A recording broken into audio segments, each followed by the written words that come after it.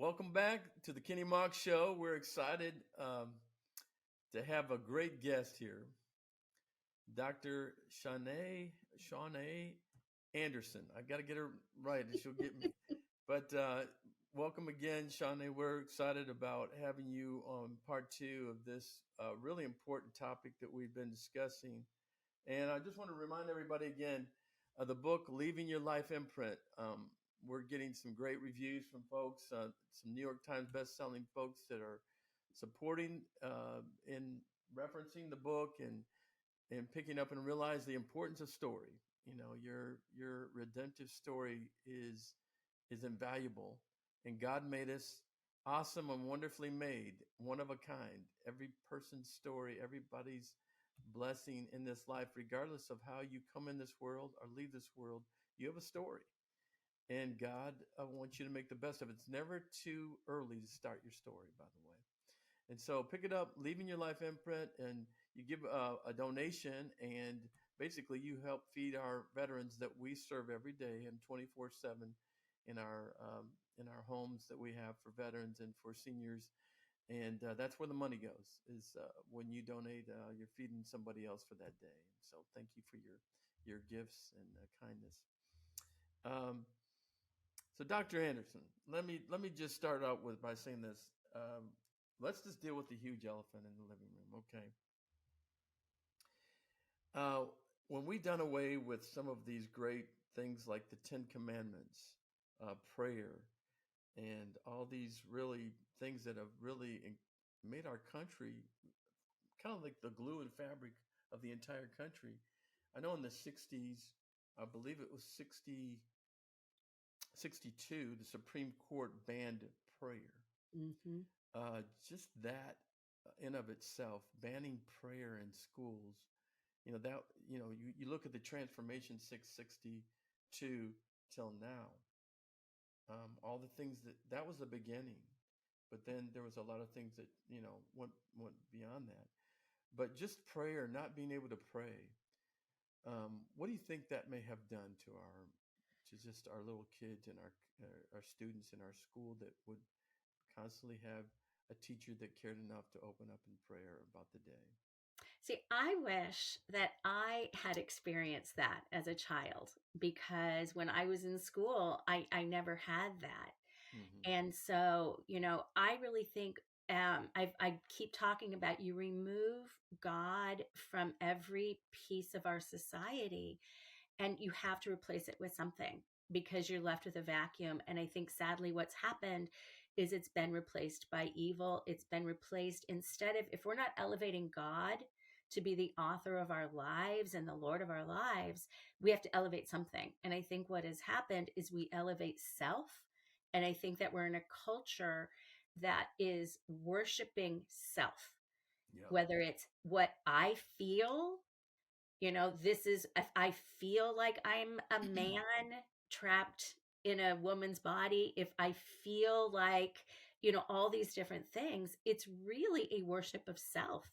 Hmm. Yeah. We talked a little about the DSM-4, and let me tell for those people are DSM-5 that you and I, when we would diagnose someone, we're looking at those as being disorders Hmm. that need treatment. In other words, it's not normal, Right. right? Right. So in 1968, homosexuality was deemed a mental health disorder. Yes. Lesbianism, animalistic, whatever you want to call it, um, all those things uh, in in 68 we said this is not right. Hmm. You shouldn't be thinking. That's not rational thought to when God made us man and woman to Right. naturally fall in love with someone who's opposite of us. Hmm. For what purpose? Because God, not just for procreation, but God saw that beautiful difference Yes. and that it was meant to be one. Yes. But you can't be one when only half of you is caring for the other half Exactly. of a person that you were never meant to care for Right. in that way. So it's interesting. And then in 73, though, you know, some, I don't know, was that 6, 7, 8 years later, sexual disturbance. It's not just in a disorder. No, it's just kind of disturbing. It's a disturbing. That's what the psychiatric people decided to call it. That was in 73. And then all of a sudden in 87, you don't see it. It's gone. So you Well, see and the we're seeing. progression is that man got involved, what was God's place, Hmm. and said, we'll just create this other little thing and then we'll just forget about it. In other words, that's like saying somebody who has a disorder, a serious like uh, pathology, wanting to hurt somebody or kill somebody, they're not gonna. They're saying we'll keep that in, Mm. but we're not gonna keep in this that we deemed as being a disorder. Well, and that's what's interesting. If you really look at the one diagnostic kind of division in the diagnostic manual that has undergone a lot of this revision of really normalizing pathology and removing it from the diagnostic manual, are all of these kind of paraphilias or sexual issues, from homosexuality to transgender to, so many of these. And I do feel and fear that it's going to land with the removal of pedophilia, because we continue to deny the pathology of these issues and normalize this. We're not normalizing paranoid schizophrenia. We're not normalizing, some of these other very serious disorders. Although I will say the diagnostic committee was trying to remove narcissism. So I do think it speaks to the times that we're in, where Yep. we are lovers of self, which is the narcissism, and our sexual self that God created and created as good, man and woman, is just completely been perverted. Yes. Yeah. So right. And then you look at the Ten Commandments. So the Ten Commandments was at least the Judeo-Christian principle that the country was founded on. Hmm. You know, honor your father and your mother. Don't kill. Don't steal. It took it out. 1980, Yeah. and a 1980 decision in Kentucky that basically said you gotta remove these. The very bedrock of the country, Hmm. and look what's happened since 1980. When you remove God as our anchor, who holds us accountable, and that's where my pastor back home would talk about the only way that you can have a republic, a democratic republic, is if you have a moral people, because they're going to be governing themselves. And the only way to have a moral people is that you need to have a moral God that we are accountable to. And so when you remove God from that, morality goes out the window, because it's like Anton LaVey always would say, do what thou wilt. Yeah, And there is no right or wrong anymore. it's almost like this earthquake that was Mm. beneath us, and we just kept letting it. We purposely wanted to create more crevices underneath us in our country, and that's what's going on now. We're now struggling. Well, what is right? What is wrong? Well, and I think The what Bible, really, the Ten Commandments said this is what's right and what's wrong. well, but what is so sad to me is how the church as a people, how we've allowed this, that this has been decades. And why are we now just speaking out about this? And again, I think there's only a small portion of us that are just speaking out about this, that I think we've been very complacent. And Oh I yeah, think that we've been blind to what's been done right in front of us.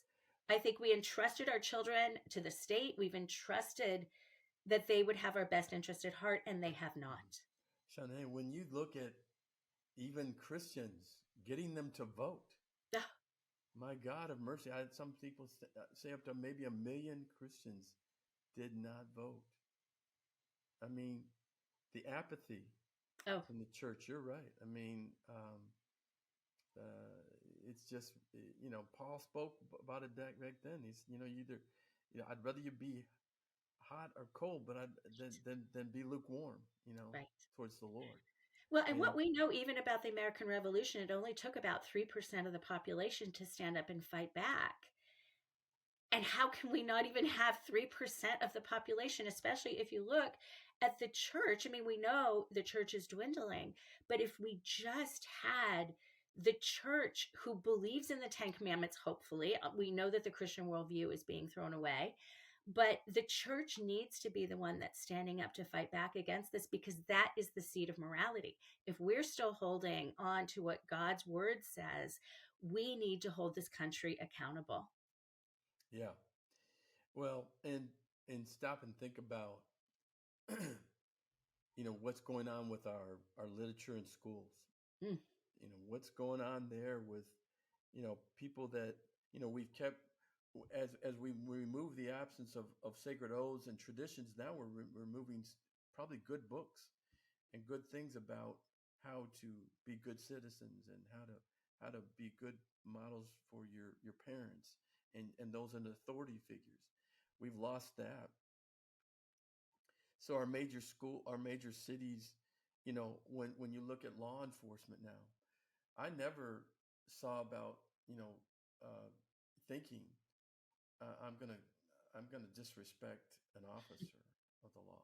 I just never in my mind thought, yes sir, no sir. That's why I was taught. right. You're here to defend me, and yet now we have people spitting at our police officers as they're trying to protect a city, whether it's a city hall, or whether it's a concert, or somebody who has a differing view, having to, like the young lady who's from Kentucky, who's a swimmer right now. Bless her heart, she's like she's standing up and saying, Yes.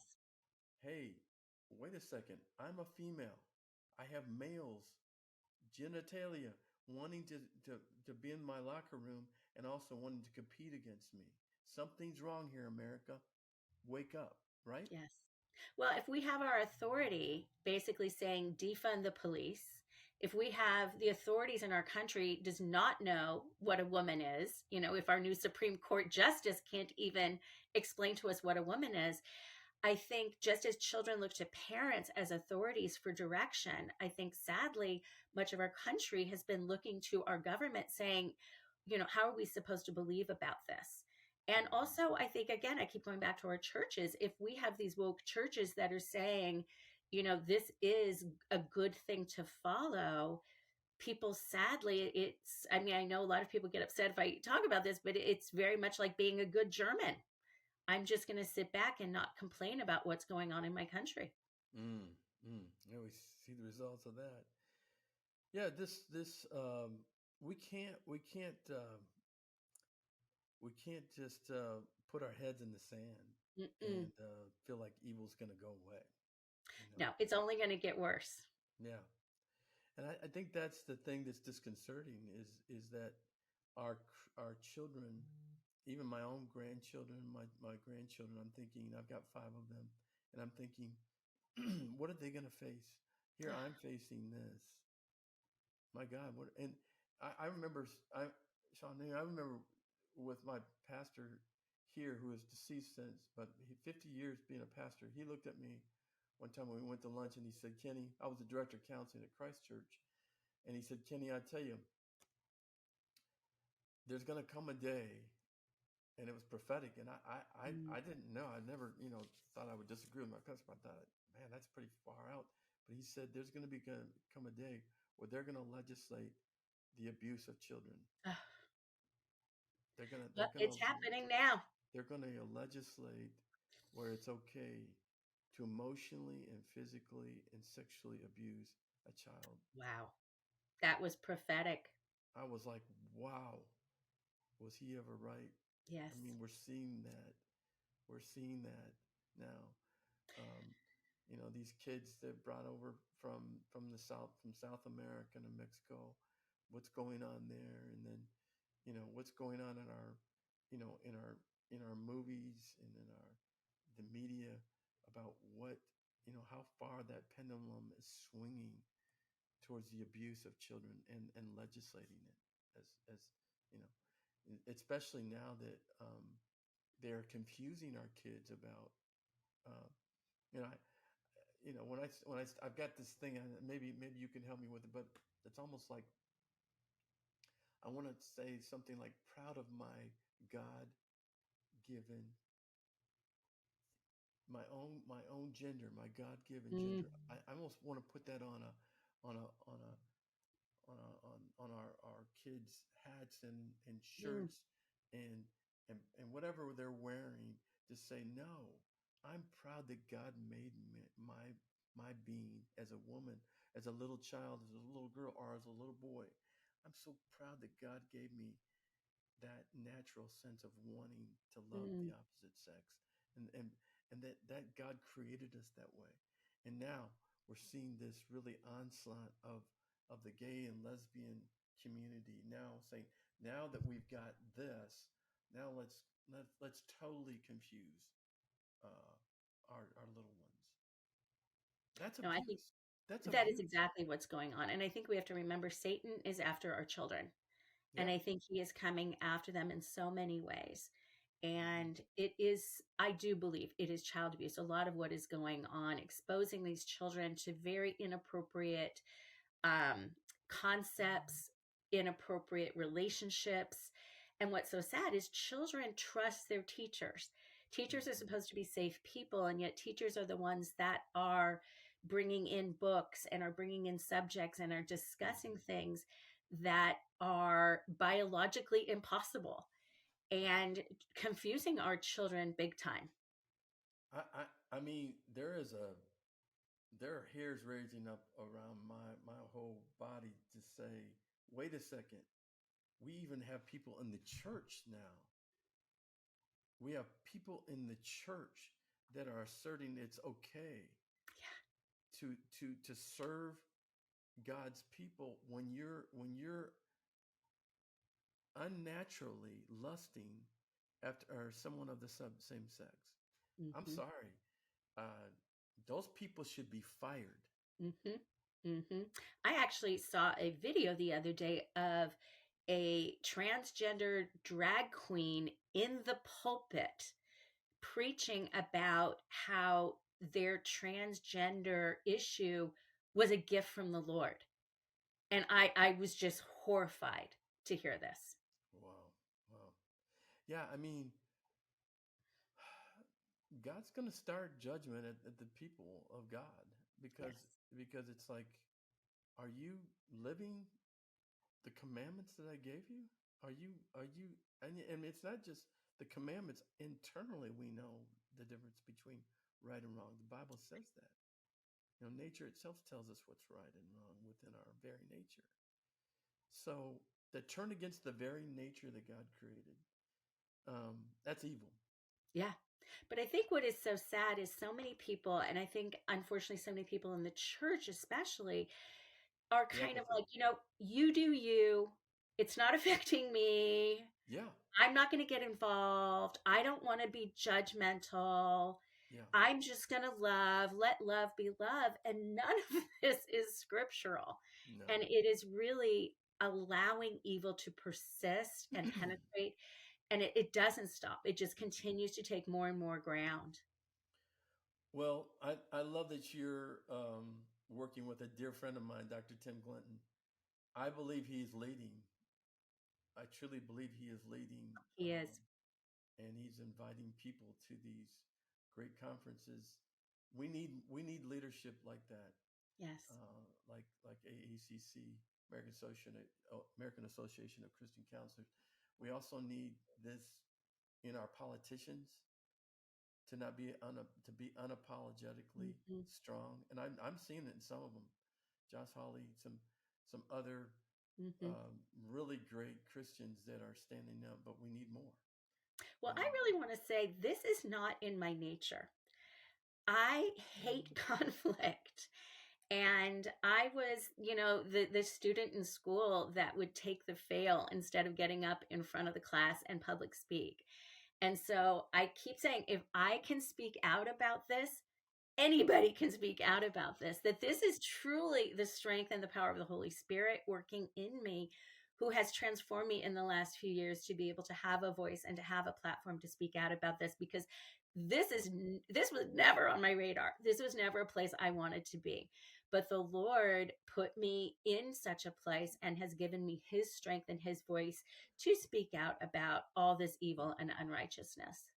Love is love is not a loving does not mean you passively stand by and watch evil. Hmm.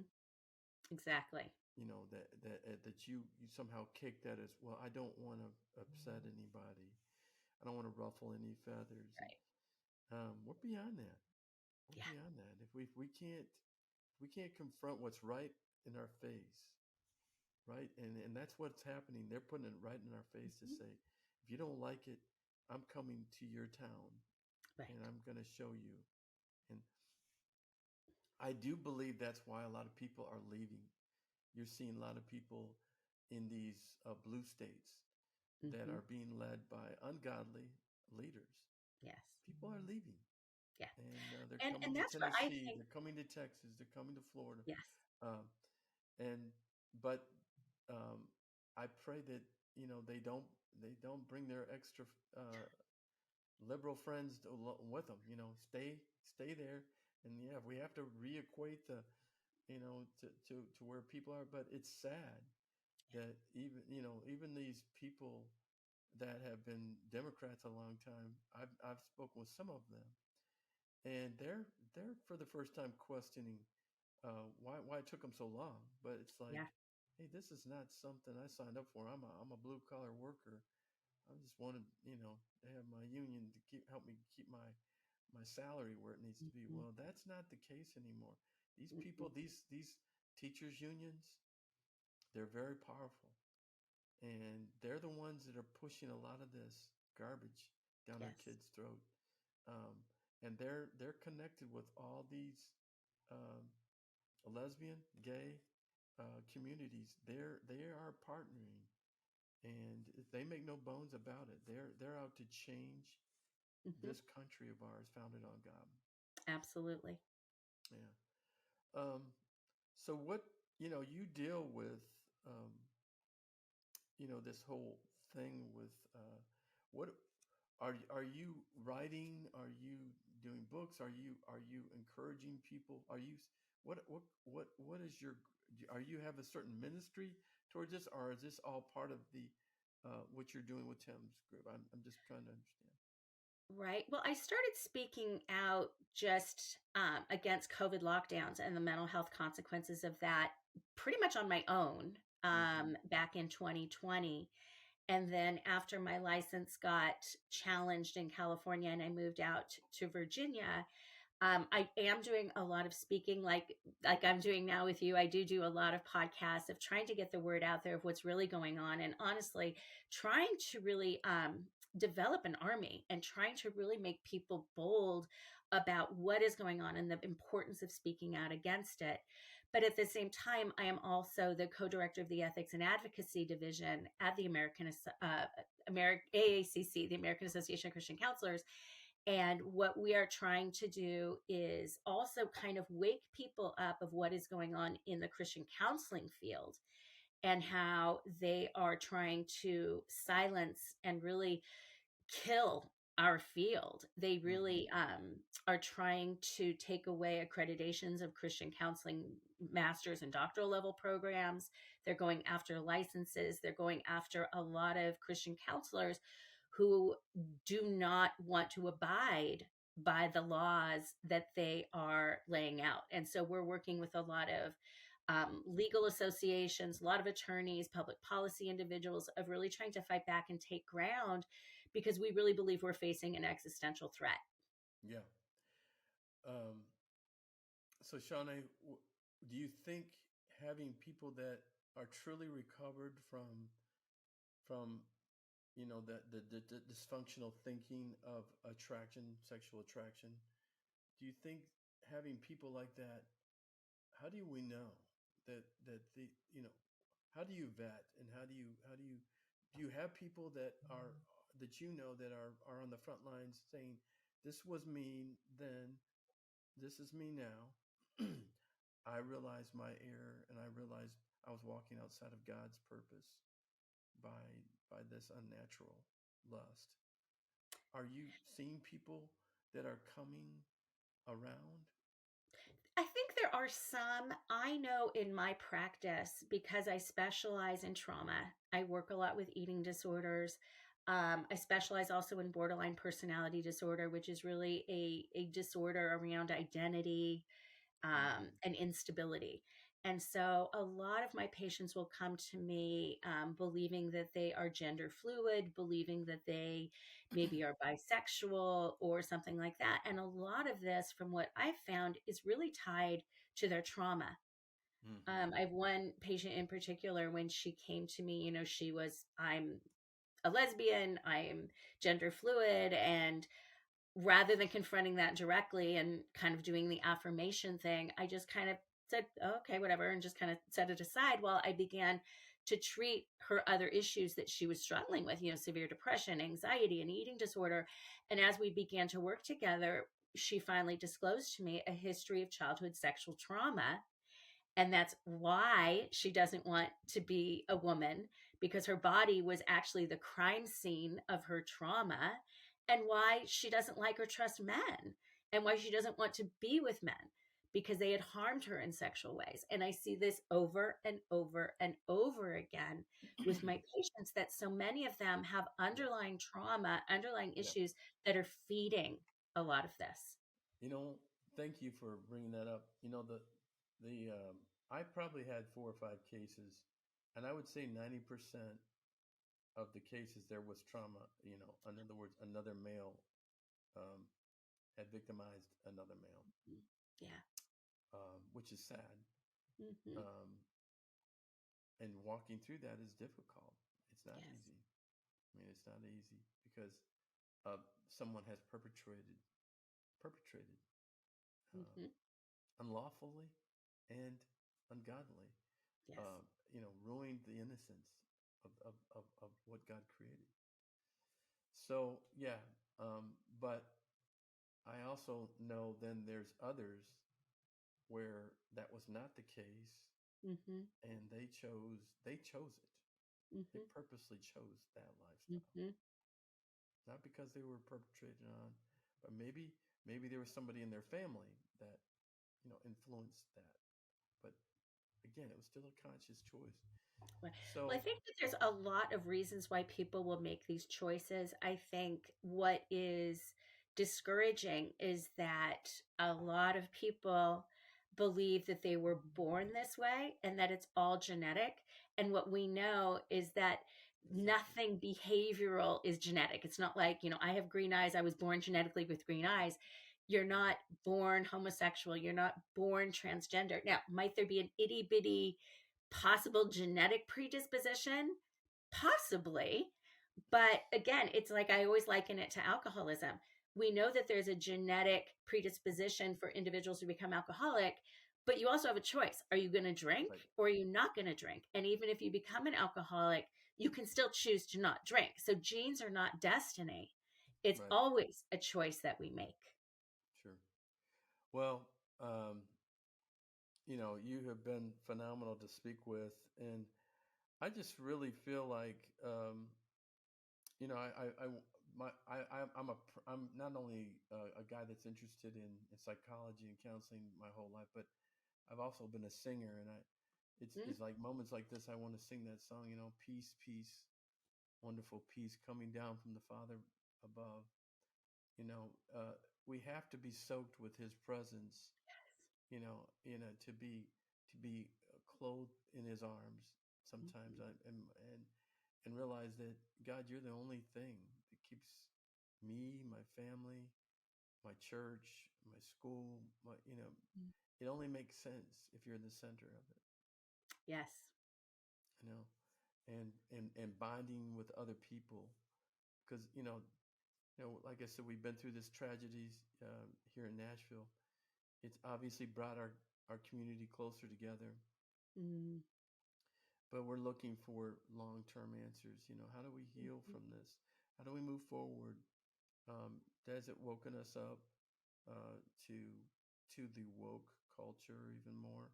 And is there things out there that are going to come against us? And are we preparing our hearts in Mhm. prayer and in fasting and whatever it's going to take to win this war? Yes. Um, but obviously, these things were promised in Scripture to us that look, this is going to happen.